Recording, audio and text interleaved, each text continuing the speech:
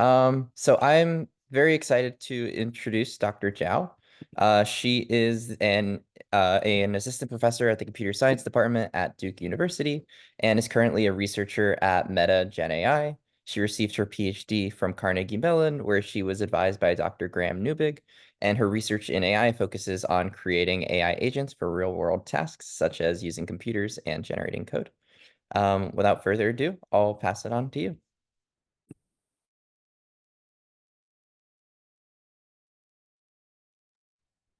Yeah, let me share my screen again. Do you see this window? Let me see if I can hide that. We just see the slides. Okay, so you didn't see the like the audio stuff like that. No, not that. Okay, awesome. So you can see my screen? Yeah, looks great. Awesome. So thank you for inviting me to this talk. I'm very excited, and thank you, Abel, for the intro. So hi, everyone. I'm Shuyan. I recently graduated from CMU, where I work with Graham Newbigg as a member of New Lab. I'm an incoming assistant professor at Duke University in start for 2025, and currently I'm a researcher at Meta working on multimodal language model agents.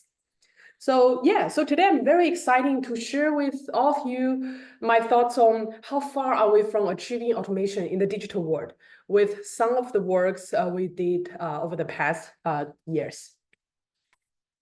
So I think we are living in a very exciting time where large models, especially large language models such as ChatGPT, exhibit a very impressive performance in real-world applications.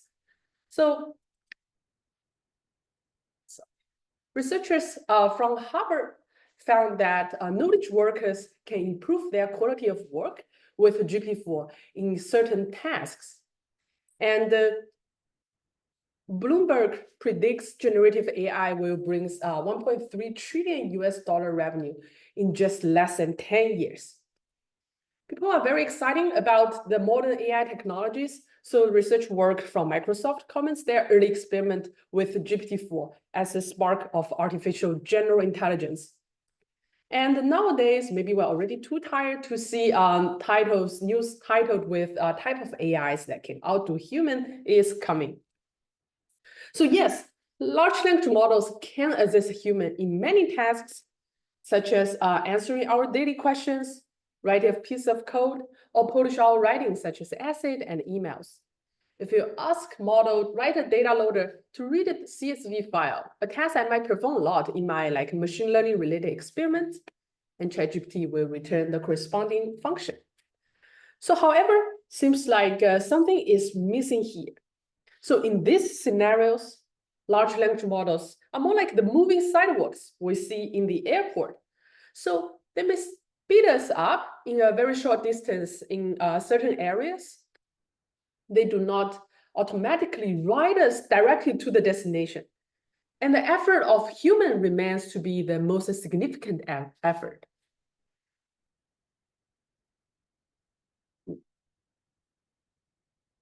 So, but our dream of using AI technologies is much more wild than this. And just using code generation as an example, beyond generating a single function, we may want AIs to build the comprehensive software with multiple modules from scratch and requiring us only to convey our objective at very high level. So even more, AIs can be our scientific research copilot. So this rule extends beyond just coding to reproduce the results or to perform new experiments. It also encompasses a task like automatically perform the literature review, summarize the findings, etc. And if you ever watch Iron Man, you may have thought about having your own Jarvis. So in the movie, Tony Stark usually gives Jarvis very minimal instructions, yet it can figure out the best solution independently. So its super intelligence enables it to manage various tasks with coding and researching just the tip of the iceberg of its capabilities. So the scenario I just talked about are AI agents that interact with external environment. They can take actions and getting environment feedbacks, and to accomplish the task. The goal of my research is to make some form of Jarvis happen for everyone, so which can greatly enhance the productivity and improve our quality of life. So how do we get started? So in my view, a truly useful AI agent should be able to assist us in our everyday lives. So, but what does my daily life actually look like? So, well, like many others, I spend a lot of time on my phone, my computer, and many other digital devices. I use these devices for different purposes, whether it's for just productivity and work, such as coding. Sometimes I learn and seek information, or sometimes even just for leisure, like shopping online and manage finance, etc. And this is possibly a typical routine for a lot of computer science students as well. In fact, we are not alone. Data shows that over 92% of the jobs now require digital skills, which means interacting with digital device is essential in most workspaces. So given how widespread digital tools are, I see digital automation agents as a first step towards developing truly general and helpful AI agents. So beyond the practical importance of digital task automation, the digital environment itself offers very unique advantage for conducting research. So one concept I particularly like is the world of bits. And digital environments are essentially pieces of softwares. So they are very easily deliverable and reproducible, which lower the barrier of entry for starting research and allow for fair comparisons across different works. And additionally, we can extend these environments to create more challenging scenarios. And this flexibility enables us to continuously explore more challenging, more complex problems as model becomes more and more capable. And the digital domain is also incredibly resource rich. So with a wealth of structured knowledge, learning material, and community-driven contributions. Think about like when you have a new application you try to use, you may also actually look online to deal with some of the questions you made. So this resource can provide a lot of opportunities to explore and harness diverse forms of information for the digital automations. So we work with large language models in a new domain or new task. Two common and critical questions arise. So first is, how do we perform the accurate evaluation? And where does the data come from? In this talk, I will present our work address these two key challenges. So first, I will discuss the key components of robust evaluation for AI agents, providing our instantiations and share our insights on how current models are performing and explore potential future directions to enable more capable digital agents. And then next, I will introduce an approach of generating data to train digital agents, leveraging knowledge sources originally designed for human users. So in fact, evaluating AI agents that can have real-world implication is actually quite challenging. Existing benchmarks usually aggressively simplify the setups, so it results in a significant gap with the real-world scenarios. So this is mini world of bits. It's a very popular benchmark that has been used to test language models on the web-based task, like web task automations. But you can see here, the web pages are simplified to multiple elements, such as just a menu button, and the tasks are also much more concrete and low level. It asks, in this example, it asks enter an item that starts with BUL. However, in real world, we usually deal with a much more complex UI, and the tasks are more abstract and high level. We may ask, play my favorite music, rather than say, okay, click the favorite tab and click play, because this is how we communicate our needs. The more important thing is like this simplification make it hard to compare real world performance with benchmark results. So GPT-4, with only a few demonstrations, can achieve over 95% of the tasks, even slightly better than human. However, when I ask my agent, which is also implemented with GPT-4 to assign this present issue to myself, it searched for the literal myself rather than my account name, which, so apparently we haven't have an agent that can automate over 95% of the task in our daily lives. So in our work, we set out to determine the key requirements for evaluating AI agents in the era of large language models to accurately track the true progress of AI autonomy, especially in the digital domain. And we identify three essential features. So first, the real-world scenario proximity. The evaluation should reflect the complexity of the real-world use cases as close as possible. So this can give a more accurate picture of how well an agent would perform outside of the controlled evaluation setting in the future when we actually deploy the agent. And it can ensure the model's capability are tested under conditions that the agents are likely to encounter in real-world practice. Second, excuse me. Reliable evaluation metrics are also very crucial. So we need a metrics that can precisely measure the aspects that matter, rather than relying on auxiliary metrics that might only show a positive correlation with what we eventually want. And finally, as we aim for the continuous improvement of AI agents, it's very important for the evaluation setup to be easily extensible, which allow us to add new features and new tasks without significantly reinvent wheels. So existing evaluation benchmarks usually make trade-off between these aspects.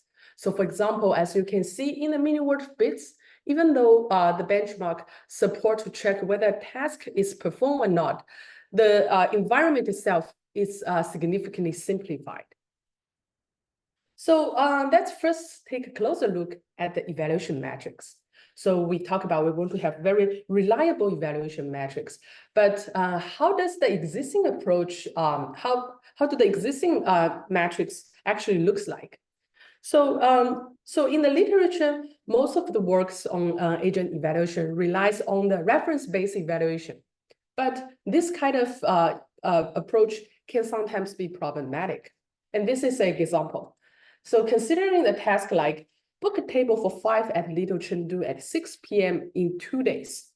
To set up a reference evaluation, we typically have human annotators perform the task and record their execution steps. And they will compare the agent execution directly to the human annotated reference in some form of like string match, such as whether goto is matching goto, whether the arguments is matching the arguments. However, as you can see here, this approach can unfairly penalize alternative valid solutions. In complex tasks, there are usually multiple valid ways to complete the task. Like in the web settings, you may consider for every task, you and your friend might have very different ways to approach that problem. So as an example here, so while the human decide to go to Yelp to do the reservation, the agent decide to go to the homepage of that specific restaurant. But here, maybe they look very different. But in fact, the task should be accomplished successfully. And furthermore, high similarity actually doesn't always equals to task success.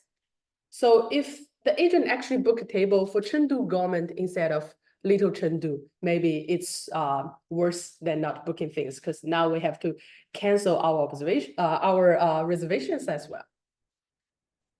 So our approach to reliable evaluation is outcome-based evaluation, which measures actual task success by validating the key aspects of the environment after the execution. So let's revisit this table booking example. So in the outcome-based evaluation, instead of comparing the exact steps the agent took, we run program checkers to validate the key aspects of the outcomes.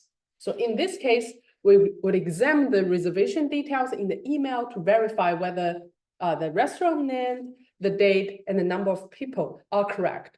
If any of this key detail is wrong, the task execution is considered as a failure. So because outcome-based evaluation focus on the final state of the environment, it is solution agnostic.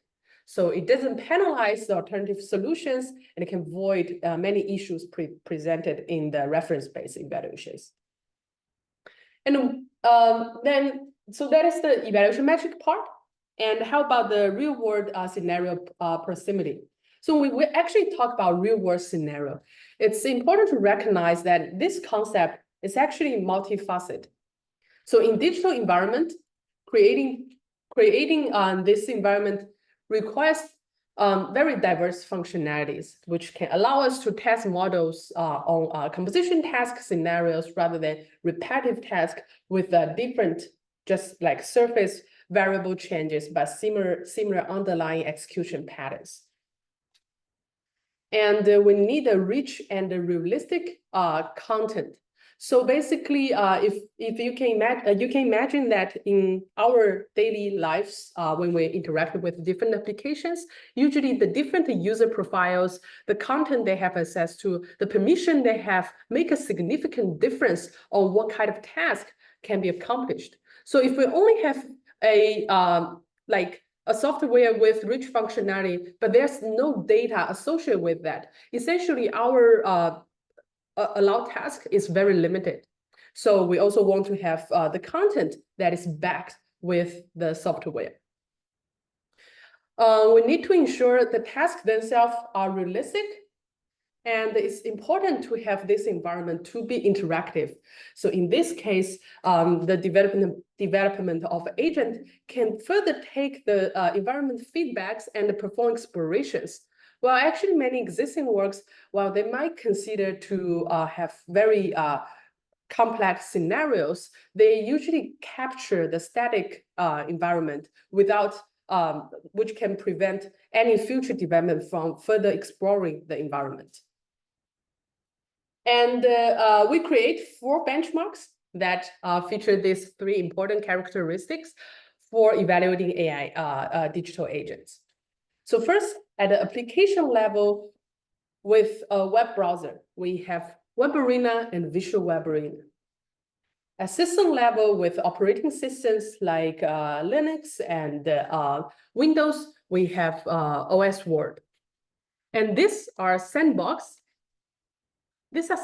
environments that provide control settings for agents to interact with. And we also introduced Web Canvas, which operate in the live internet space. So the setup gives agents opportunity to work in the real-time interactive settings where the conditions are less controllable, but reflect more real-world complexity. So together, these 4 benchmarks provide a very comprehensive testing grounds. And in this talk, I will use Web Arena as a main example to walk you through the creation process and the key insights in the evaluations. So in Web Arena, the way we realize a real-world scenario proximity while not losing control on the environment is to create a standalone production-ready applications with rich data characteristics. So to achieve this, so we first survey the online activities and identify key application categories from our annotators. And we select the open source implementation relevant to each category.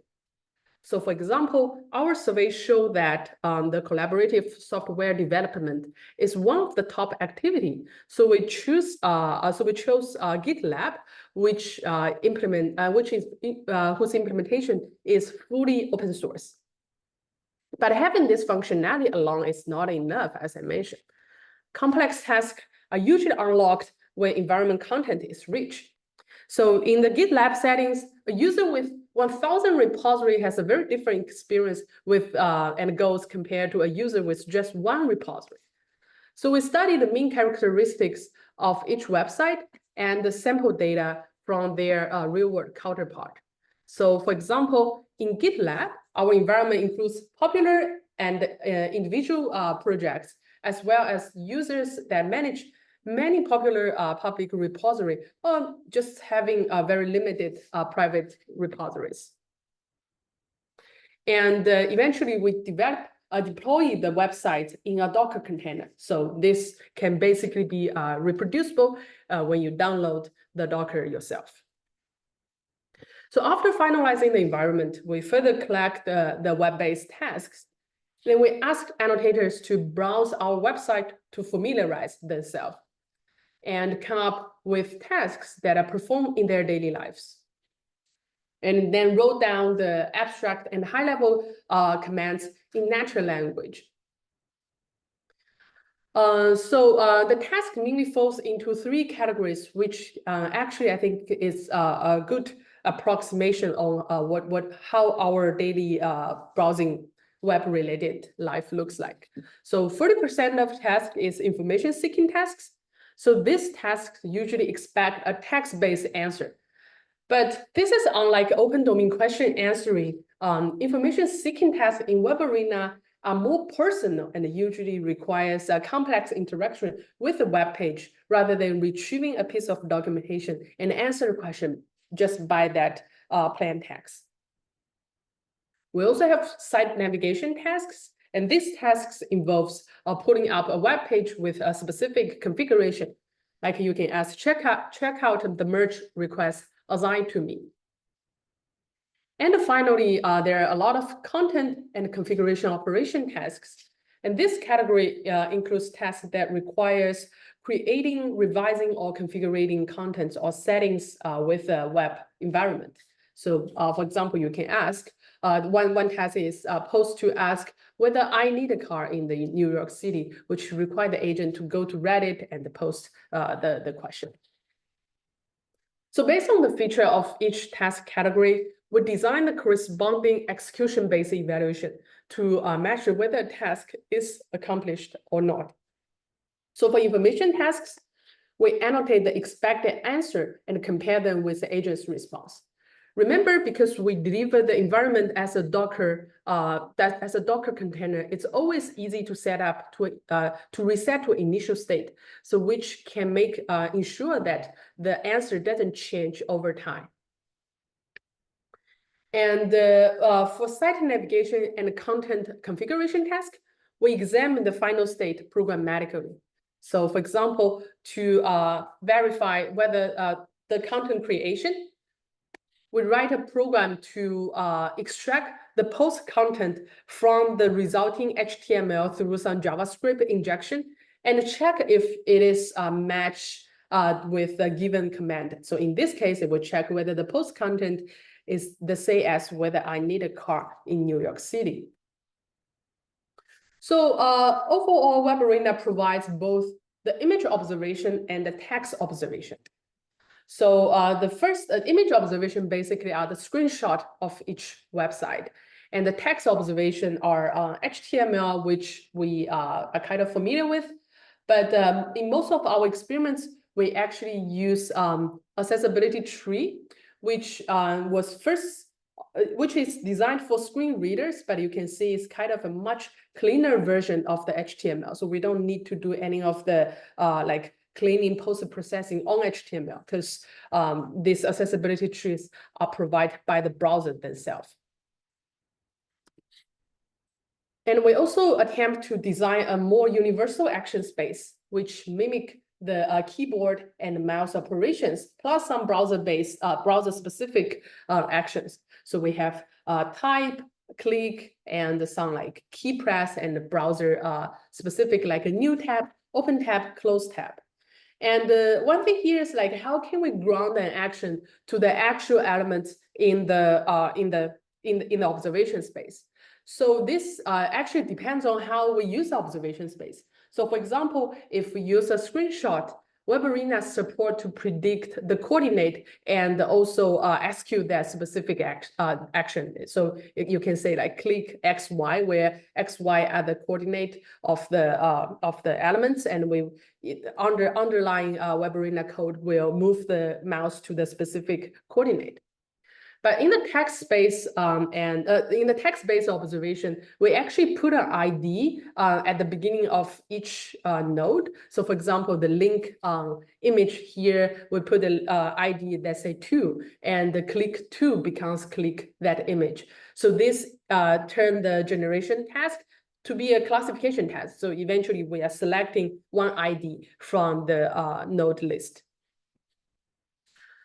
So considering the vast possible things we can do with web browser. So Web Arena cannot comprehensively cover every single aspect. But the nice thing is that Web Arena is easily extensible. So while the original Web Arena mostly focused on text-based agents, where text-only model is with access to text-based observation, like the accessibility tree, is enough. But the reality is that many tasks are visually grounded, and it requires actual multimodal understanding. So we leverage the creation recipe of Web Arena and build Visual Web Arena to evaluate multimodal web agents. So in this first example, the agent is asked to buy me a converter to charge my phone with this cable. So this is an iPhone 13, which is using a Lightning charger, and the cable is Type-C cable. So basically, the agent needs to first understand this image and go to our shopping website to find the corresponding converter. And in the second example, the user asked, I'd like to proceed with the first product in the second column. So this is about the spatial reasoning because the user sees the screenshot. But this kind of spatial reasoning, like which products is where, is actually very hard to be extracted from pure text-based observations. So which require the model to actually understand the UI and understand the relation, the position of the product. And we also explore creating environment that go beyond single applications in the OS world. So while many apps today have web-based support, some important tasks like maybe system level configuration or just cross-application tasks are not feasible with just a browser environment. So OS World operates at the system level with pre-installed and configured applications, and allowing us to design and evaluate actually very challenging and interesting computer tasks, such as the one shown here. So the task asks, update the bookkeeping sheet with my recent transaction over the past few days in the provided folder. So basically, now the model action needs to click the specific folder, find the image, and recognize what are the costs and update them to the sheet. So like Web Arena, OS World actually also use outcome-based evaluation. So where programmatic checkers validate the success of tasks based on the key aspects of the outcomes. And Web Arena, Visual Web Arena, and OS World are sandbox environment. So these environments are static, meaning that the content doesn't get updated. We don't have like real user traffic. There's no developer to maintain any of the features. It's just like a static environment that is delivered to like everyone who want to test on it. And so this gives us a like greater control and reproducibility in the environment. But a major limitation is the absence of time dimension. So in real world tasks, time actually play a very significant role. So like in web-based tasks, it's very common to encounter the update on the interface. So one day you have this UI and a few days later, you have the completely new design. And also the workflow can change very significantly. While it may require 2 steps at the beginning, maybe it will be reduced to just 1 step in the future. And sometimes we even encounter like website codes, which make one possible task just completely, so the way to perform that task will be completely different. So in that sense, when we test a model, we actually need the model to understand the scenario and maybe like find something else rather than always eliciting its existing knowledge. And also research also identified the generalization gap when the time dimension is considered. Like in the Android in the wild paper found that there's a performance degradation when testing on the new Android environment, but like using a model that was trained on the older version. So we are thinking about, sorry, this slide is broken basically. So basically we are thinking about, can we actually evaluate on the live website to actually consider the time dimension here? Because the live internet just naturally evolved over time. So we try to explore this in Web Canvas, so which evaluate web agents in the live internet. So there are a few key features for Web Canvas. So first is we perform intermediate outcome evaluation rather than just the final outcome evaluation. So this is very helpful to give us a more continuous score rather than having just a 0-1, because essentially a model that performed 99%, like close 99% of the task, or like 0% of a task, is treated as the task failure in any just final outcome-based evaluation. But here we try to have more keynote evaluations, which are kind of necessary steps for every task, regardless of its alternatives, regardless of different choices. So I will just read this example, but basically the idea of keynote is that, say I want to buy some beers, and one of the key steps is actually I need to arrive at the store to actually purchase the beer. But how can I actually get there, like whether I'm driving or I take the bus or I take the subway, it doesn't matter. So basically arrive at the store is a key node, while the other, like the commute, are not. So basically Web Canvas operate to check these keynotes. And another important thing is that because it's a live website, it just keep updated. We are still using like program trackers, but it can get outdated. So the idea here is like we want to make this is kind of a community effort so that everyone can contribute. We have monitors that to monitor whether task validator is still accurate. If it is not, we will notify the original creators. Web Canvas also provide very easily use annotation tools, so hopefully to encourage the community to contribute to and to scale the evaluations, because essentially because the online environment is just continuously involved with just 1 or 2 persons effort, it just doesn't scale. So I talk a lot about all this benchmark, how do they look like, how do we perform the evaluation? But maybe the question here is how well are the current language models perform? So our evaluation suggests that large models are very crucial, but very early step towards AI autonomy. So here I'm using WebArena as an example again. So when the humans can accomplish over 80% of tasks, GPT-4 also exposed a huge gap with a human. So we found that GPT-4's prediction often have very early stop, primarily because in the prompt we put if you believe the task is impossible to complete, provide the answer as NA, and the model basically kind of overfitting to this and always predict NA. So we remove this, and which resulting in about 3% of improvement. But this sentence just doesn't make any difference for a human.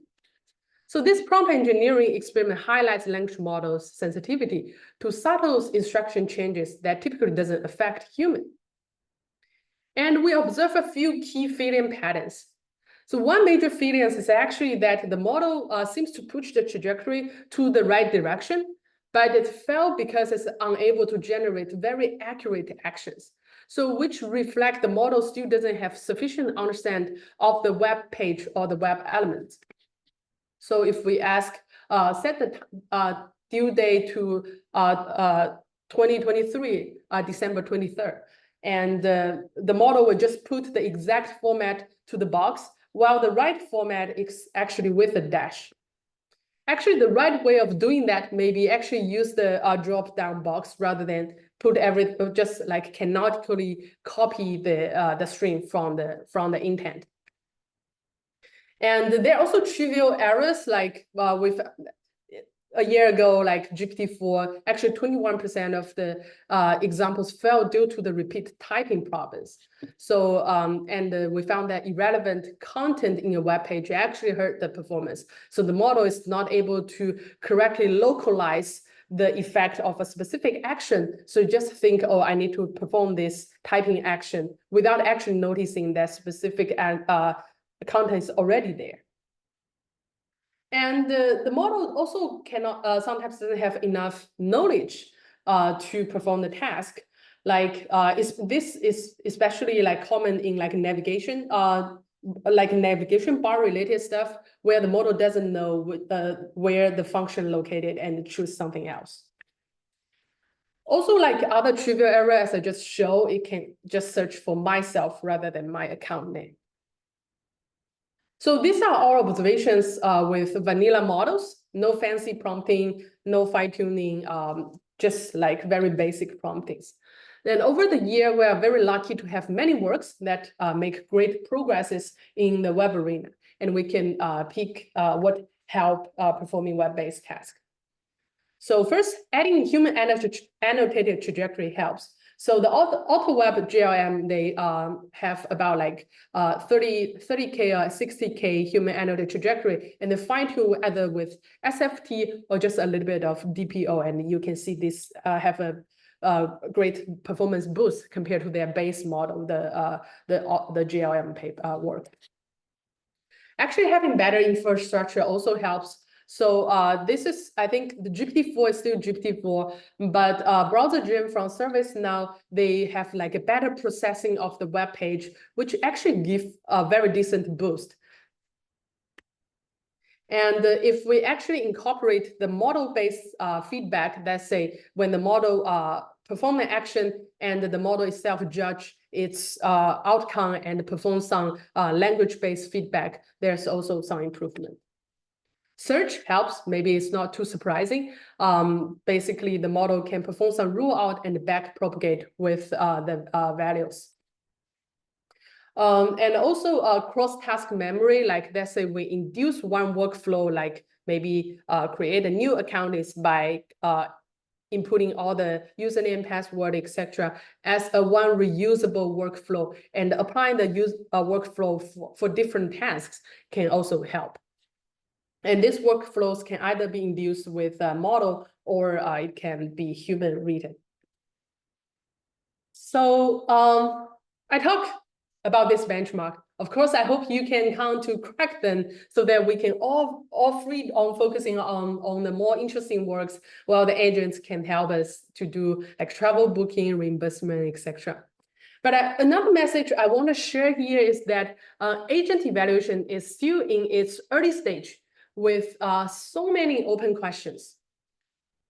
So the nice thing right now is that nowadays infrastructures are much more easily accessible. And in early days, we need to deal with a lot of environment. How can we connect the language model to the browser? But now all of them are solved, and we have ground truth annotation for task success from like Web Arena, Visual Web Arena, etc. And we have a lot of open questions like how can we perform the automatic evaluation, how to have more finer grained evaluation to better project the continuous performance.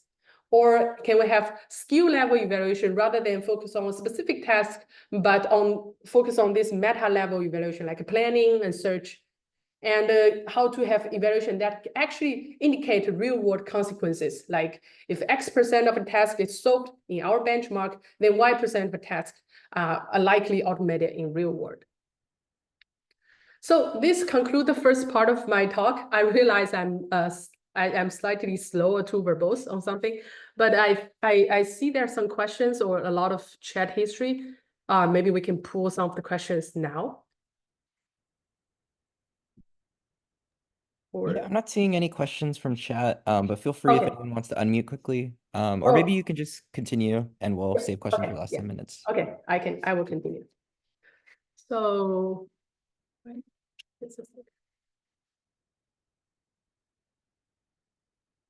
message. All right, so I will move to the data part. So the motivation is like the observation we have for large language model development on non-agentic tasks is that instruction fine-tuning is crucial for the success of language models. So the natural question here is whether we can replicate this success in agentic tasks.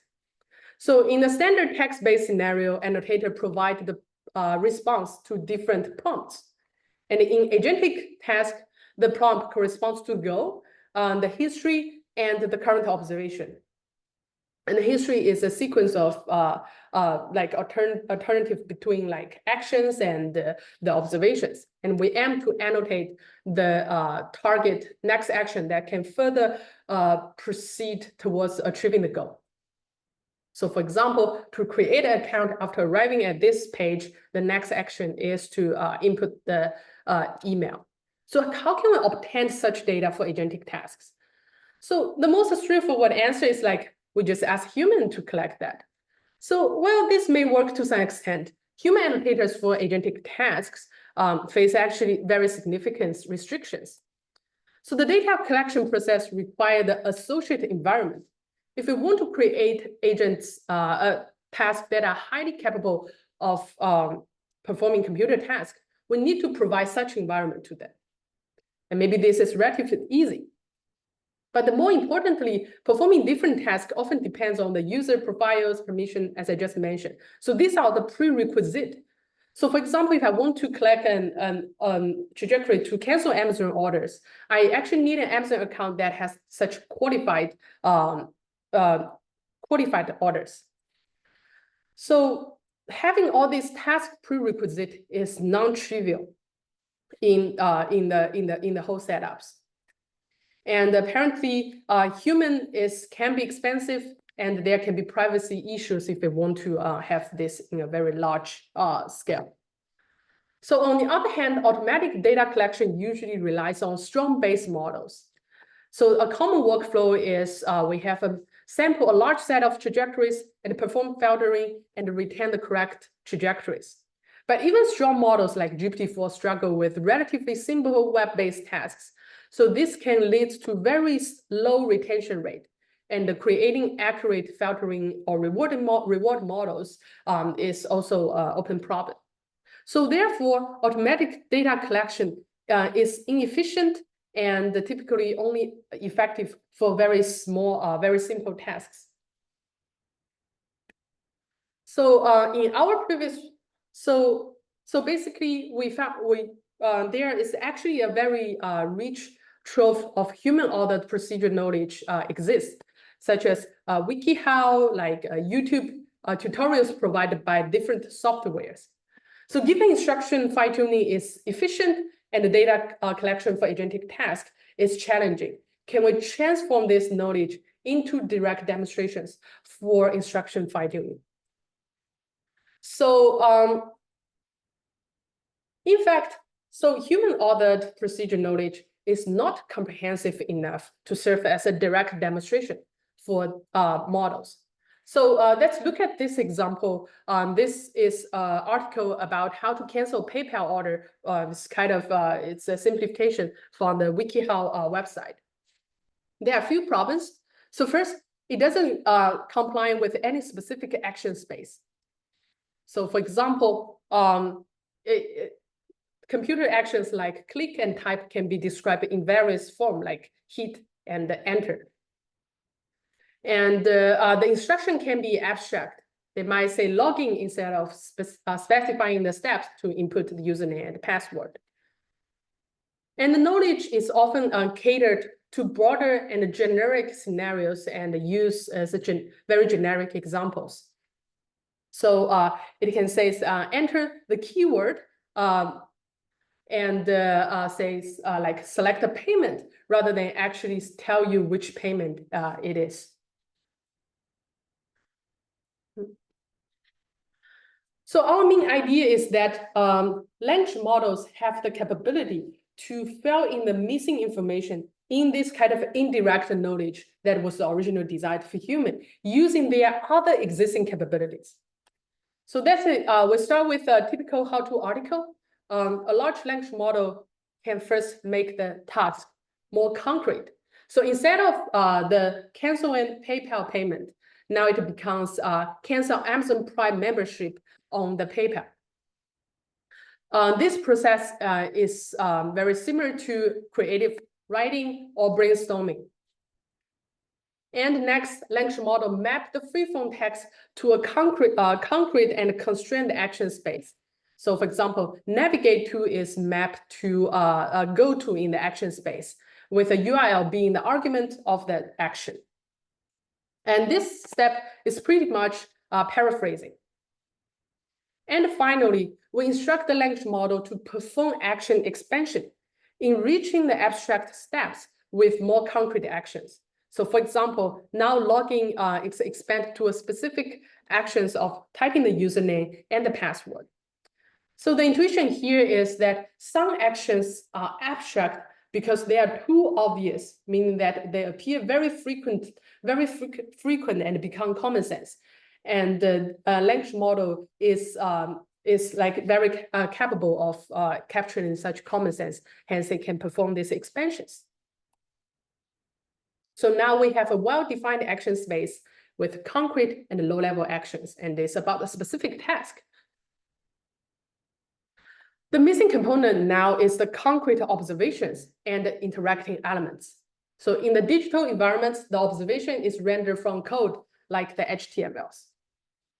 So we prompt the model to generate the observation for 2 consecutive steps. So for example, we have this type something to the search bar and also click, the next step is click something. So here you can see the outcome of AT-1 is shown in the HTML, and there's also required element to perform the next action. So more of the details on how do we prompt are shown in the paper, which we will release hopefully in the next few days. So and there are also additional contexts to further mimic the real-world complexity, such as including the more payment histories. So this process mostly leverage models' code generation capability, particularly for the front-ended development. So finally, we paraphrase the action into the executable form with accurate grounding. Here we add the ID to the click action to ensure it's the kind of executable action for this specific observation. I will skip this part. So basically, we also have other ways to augment the data with some HTMLs, and we ask the model to generate the goal, some past actions, and the next actions. Because in the previous settings, all the observations are synthetic, so we want to still add a bit of like real HTMLs to make sure the model doesn't just see the simplified version. So put everything together, we call this approach Sinatra, which is turning indirect knowledge into direct demonstrations for digital agents at scale. Hopefully we're gonna release the paper in the next few days or the week. So here, the indirect knowledge means some of the text-based knowledge that were originally designed for human. So they might be abstract with some of the other problems I just mentioned, to the direct demonstrations in the form of state next action tuples, which the whole sequence is like moving towards accomplish a specific task. This approach can be performed at scale in the sense that we are actually leveraging language models' capabilities independent of automation we talk about. We use a paraphrasing, we use code generation, rather using models' ability on its automation side. And another thing is like there's a huge amount of such procedural knowledge on the internet. So basically, this approach is not bounded by models' capability, rather it's like it can scale with the size of the availability of such knowledge. We train with 100K such synthetic data, and we test on mini-world bits and the web arena. And we can find there's a significant performance improvement over the base model, which is a Llama 7B, called Llama 7B.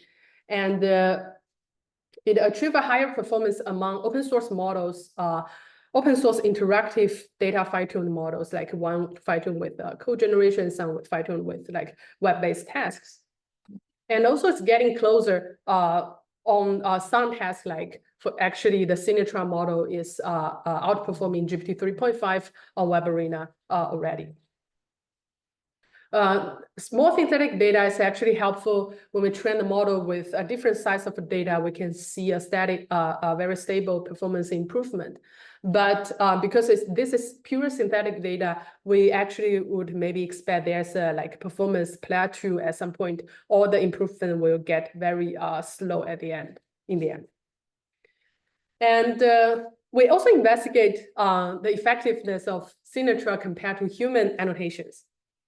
So in the MIT-Web dataset, they have human annotated trajectories for about 1,000 web-based tasks, then which each take about 5 minutes to complete, and generating one full trajectory, so costs about like 30 cents.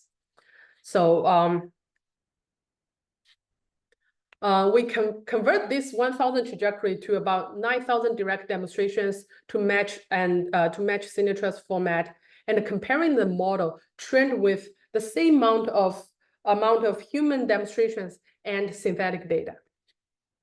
And we see that the model trained on synthetic data outperformed on both data sets. So notably, the key message here is not that the synthetic data is of higher quality, but rather its diversity. So human annotations in MIT-Web actually lack coverage for many things. For example, it doesn't annotate when to stop the task execution, or doesn't have any tasks related to information seeking task, which need to return a string answer. And conversely, synthetic data generation can be easily controlled, and we can add arbitrary tasks by selecting the right source. So that concludes the data synthesis part. I think there are many, many open questions for digital agent data synthesis. So first, you might notice here we are not doing very aggressive filtering on the generated trajectories. We are doing some of the heuristic, but how can we measure the quality of synthetic data? So the recipe for language model is the diversity, quality, and the quantity are all important. But like, what is the quality aspect for like trajectory? Is it just the ground truth trajectory, or is actually something different? So for example, yesterday OpenAI released their O1. The reasoning path is actually not the optimal shortest path, but rather the more natural flow of problem solving. It actually has some of the problem solving, search, and the reflection, and the rollback to some of the previous hypotheses, or trying to like reconcile some of the hypotheses. Maybe this can be one form for agentic trajectory as well.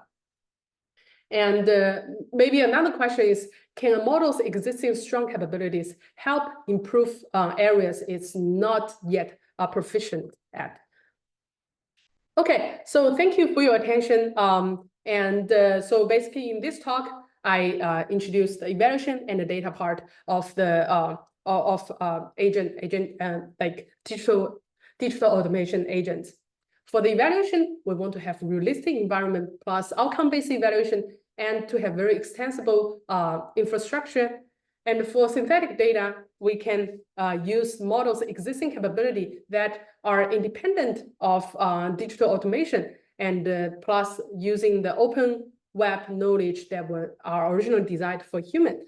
So yeah, I'm happy to take questions that are open. Thank you.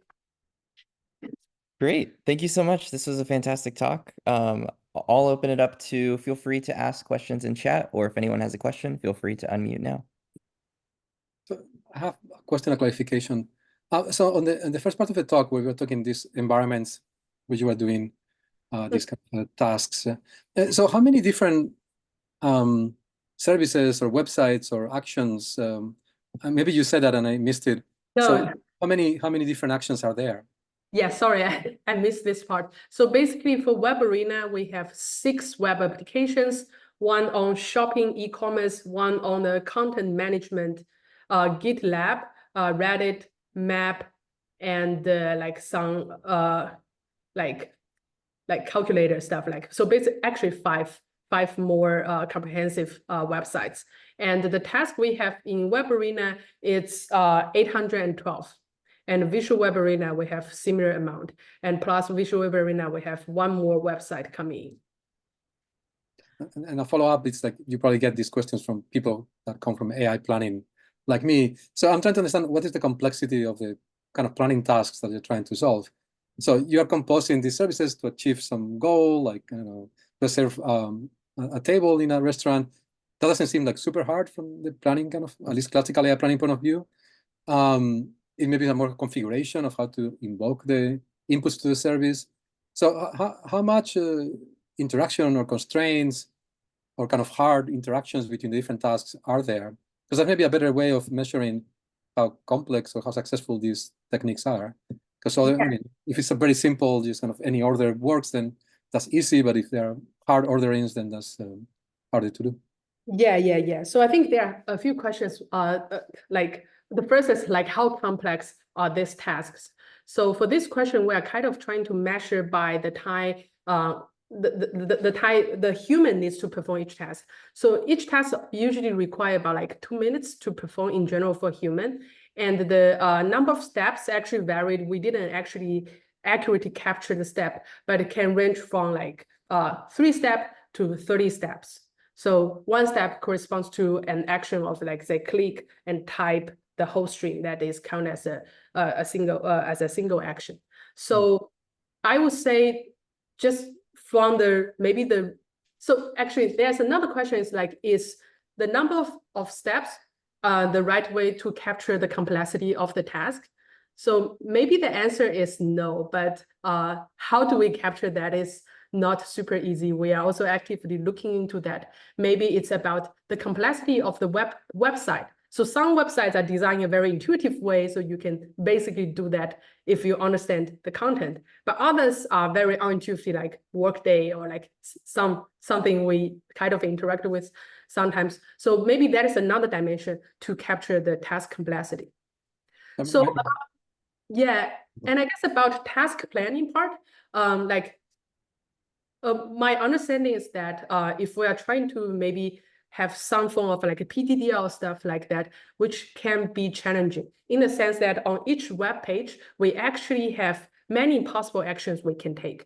Although we only have like click and type as a high level action, but click submit or click search are different actions. So I think eventually they need to be like mapped to different predicate to introduce this kind to define the precondition and post effect. So in my understanding, I think if we're doing very basic planning, then the search space can be very large and the precondition and the post effect cannot be captured very easily. But I might miss some of the other planning algorithms you have in mind. Yeah, it seems that maybe these LLMs, the beauty of them is that they can deal with many domains with having been kind of predefined or a human modeling the operators with precondition effects. But you still, in many tasks, you won't be able to get away from the kind of precondition effects. Otherwise, things won't be ordered properly and things like that. So, yeah. Thank you. Thank you. Well, it looks like we have a question from the chat. Would love to hear about what happens when your agent and my agent meet with competing incentives. Do you have any thoughts about that? That's a good question. So I think there are two things here to possibly make the agent better. One is from the multi-agent perspective. If the two agents are kind of trained to have different traits, so maybe they can complement each other in some way. So maybe one model is better on making plans, the other is better on taking the actual actions, so they can collaborate together. But here, I think it's more about competing the incentive. I think that's a good question, but I don't know whether the models are trained to compete the incentive in general. So there's kind of a discussion on why maybe the difference between the human and the agents is their like like intrinsic motivations or stuff like that. Maybe it's about having the right prompt to do this task. I don't know if you have like some more concrete thing in mind, we can discuss more. Oh.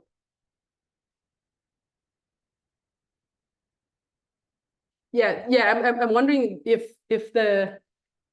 Adam, if you're still on the call, do you have more concrete thing about like what does the competing incentive look like? Looks like Adam's not on the call anymore. But maybe he'll follow up if he has follow-up questions. Yeah. I have another question. Do you have any thoughts about, like you mentioned, there's kind of a lot of room left for improvement of agentic systems. Do you have any thoughts of like what role agentic systems should be playing in like production systems, or if it should be more kind of like research right now versus actually deployed? Yeah. So the question is, what role can the agent play in the current production system? So you are talking about like very general production system, like maybe coding or like other domains, right?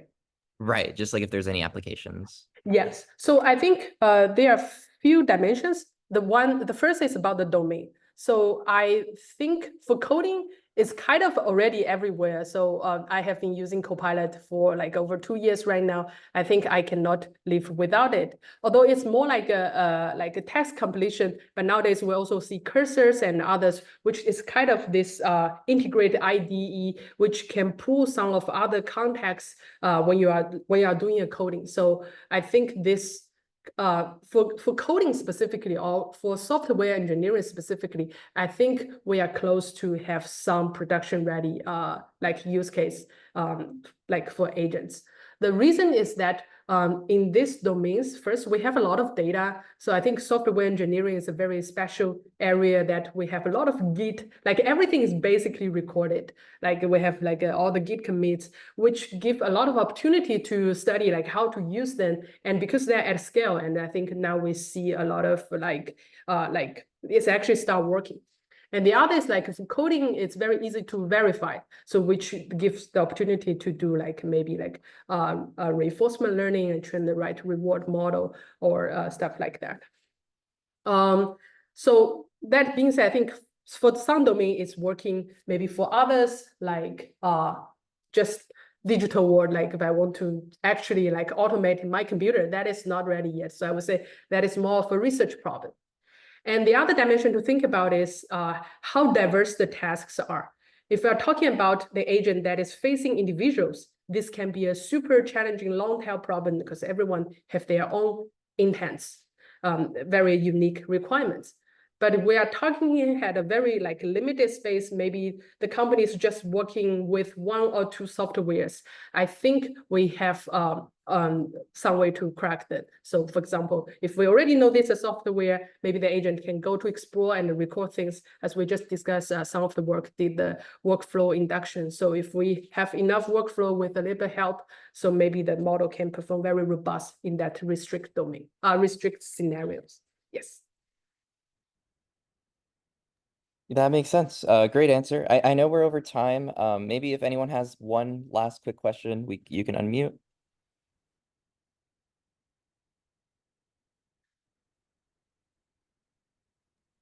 Okay, then let's just end here. Very fascinating talk. Thank you so much for your time. And yeah, look forward to talking with you and hearing from you more. Yeah, thank you so much for inviting me here. And feel free to reach out through the email here if you have any future questions. And all of the works are in my like personal website, and you can have take a look. Yeah, thank you so much.